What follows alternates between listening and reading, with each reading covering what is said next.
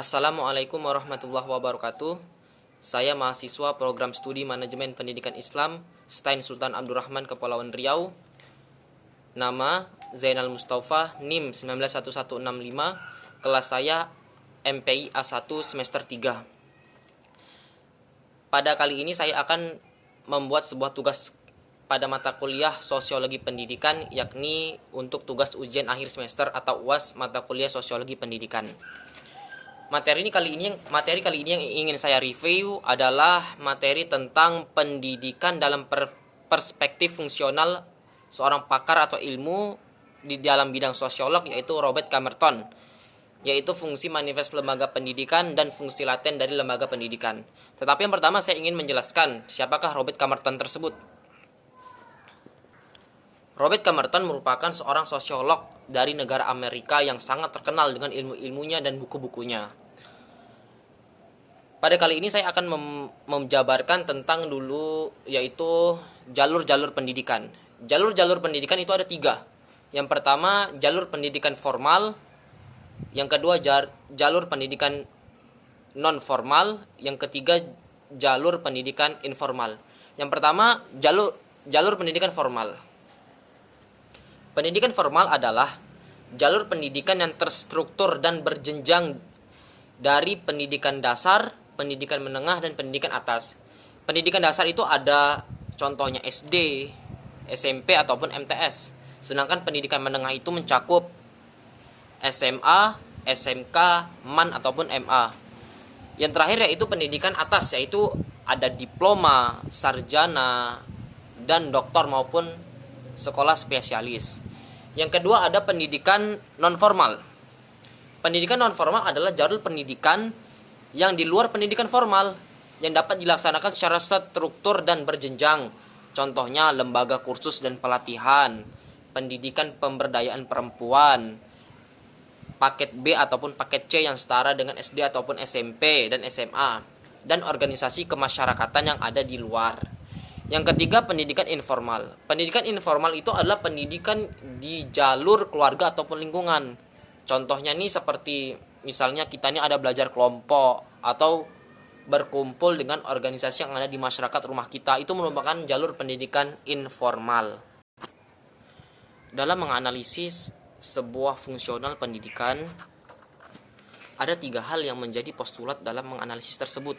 Yang pertama, kesatuan fungsional masyarakat. Tentunya tidak hanya terjadi di masyarakat besar, tetapi juga terjadi di masyarakat kecil.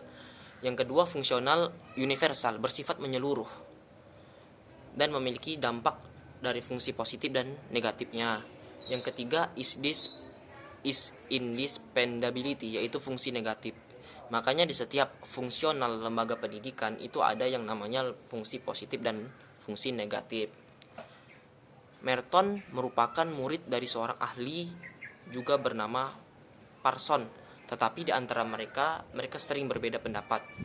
Contohnya Parson itu mengeluarkan pendapat bahwa menekankan pada orientasi subjektif individu dan perilaku dalam sebuah lembaga sosiologi pendidikan. Sedangkan Merton itu menekankan pada konsekuensi objektif dari individu dalam perilaku dan ada yang mengarah pada keseimbangan, tetapi ada juga yang tidak diketahuinya. Oke, kita masuk ke fungsi manifest dan fungsi laten. Yang pertama, fungsi manifest. Manifest itu fungsi yang sangat diharapkan dari hasilnya lembaga pendidikan. Yang pertama, mengembangkan potensi demi kebutuhan hidup, mencari nafkah, bekerja salah satunya. Yang kedua, melestarikan kebudayaan dengan cara mewariskan dari satu keturunan yang lainnya, atau dari generasi pertama ke generasi selanjutnya. Ketiga, merangsang partisipasi demokrasi dengan pengajaran keterampilan berbicara atau ikut dalam berpartisipasi dalam pesta demokrasi. Yang keempat, mengembangkan intelektual atau pemikiran, tentunya pada bidang ilmu pengetahuan, kecerdasan, ide dan gagasan atau memecahkan masalah. Yang kelima yaitu meningkatkan kemampuan diri, tentunya hard skill dan soft skill. Yang terakhir yaitu membentuk kepribadian diri yang lebih baik. Oke, masuk ke fungsi laten. Fungsi laten itu adalah fungsi yang tidak diharapkan atau tidak dapat diprediksi hasilnya. Yang pertama, mengurangi pengendalian orang tua. Biasanya orang tua itu melimpahkan tugas dan wewenang mendidik anak kepada ke sekolah atau kepada para guru. Yang kedua, menyediakan sarana untuk pembangkangan atau berlawanan dengan agen sosialisasi. Artinya terdapat perbedaan pandangan antara sekolah dan masyarakat dalam membentuk suatu kepribadian seseorang. Yang ketiga yaitu mempertahankan sistem kelas sosial. Kelas sosial itu dalam arti kita mensosialisasikan tentang kelas-kelas yang ada di masyarakat. Contohnya kelas rendah, kelas menengah, dan kelas atas. Tentunya anak diharapkan menerima perbedaan kelas sosial tersebut dan menjadi saluran mobilitas untuk anak berkreasi dan berkreativitas. Selanjutnya itu ada memperpanjang masa remaja atau ketergantungan kepada orang tua, karena masa remaja itu adalah masa transisi dari anak-anak menuju masa dewasa. Artinya apa? Seseorang remaja juga harus menyelesaikan studi mereka atau belajar mereka ataupun sekolah mereka ataupun kuliah mereka.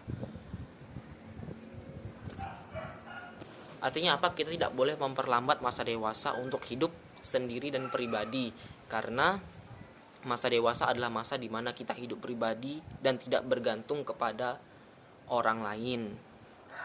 Oke, itu fungsi manifest dan laten di lembaga pendidikan. Saya ulangi, jalur pendidikan itu ada 3. Ada jalur pendidikan formal yaitu sekolah, jalur pendidikan non formal yaitu contohnya lembaga kursus dan pelatihan dan yang lainnya.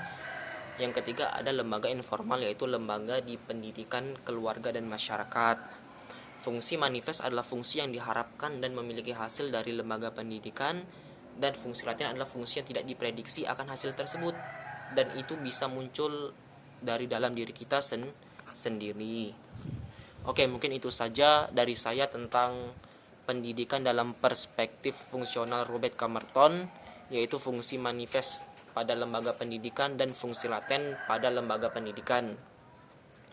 Untuk itu sekian dan terima kasih.